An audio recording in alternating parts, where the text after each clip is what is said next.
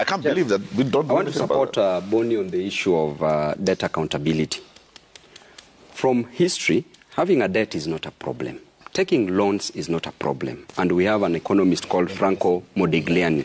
He came up with a theory called the life cycle hypothesis under the theories of consumption. And he said that as we are, you can borrow money and develop yourself, get something that you can't get as at now, something that you ought to have enjoyed in 70 years' time, so long as you repay for it. The problem that we have in Kenya is that we borrow money, we take loans, for one, recurrent expenditure that does not bring development, and for two, corruption.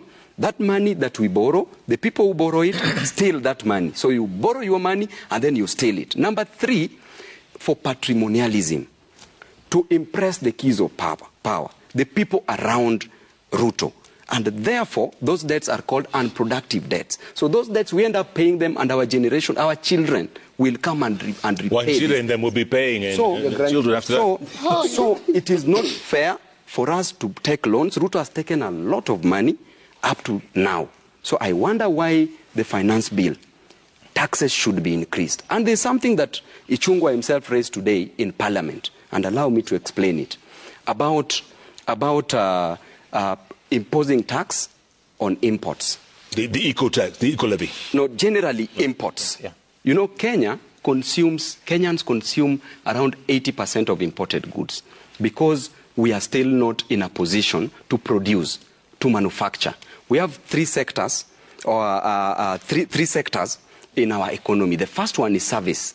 The service industry consists of the banking facility, insurance, education, and health, which contributes around 65% to the Kenyan economy. Then we have agriculture, which is the primary sector. Agriculture itself contributes 19%. Then we have the industries. Under it, we have manufacturing taking 9% and construction. Total for manufacturing, 16%. So the only time that you are allowed to increase taxation on imports is when a country is able to sustain, to produce, to manufacture, to sustain the 55 million Kenyans. But before that, why would you increase taxes if you know that the production level for maize is low? It means that Kenyans will go and scramble for the maize that is available. Then after that, there will be no more supply.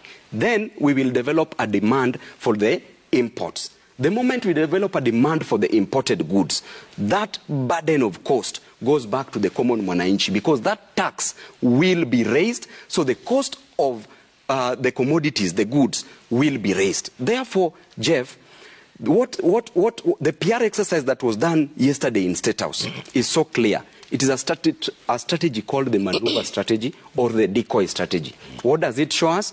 That bring all those bad things that we will remove eventually, so that Kenyans can fight about them viciously and spiritedly, and then hide the ones that you want to pass, like the imports. Then the moment Kenyans go on the street, then we remove the ones that we didn't want, and then we say, we have already helped you, creating a problem, providing a solution. That's what Boniface so we was saying. Still have a Reject big problem. Yeah. Reject the whole so thing. We have to reject in totality, and tomorrow we are voting. Are we done? Tomorrow we are voting at 2 p.m. No, and I will vote. Magic wall.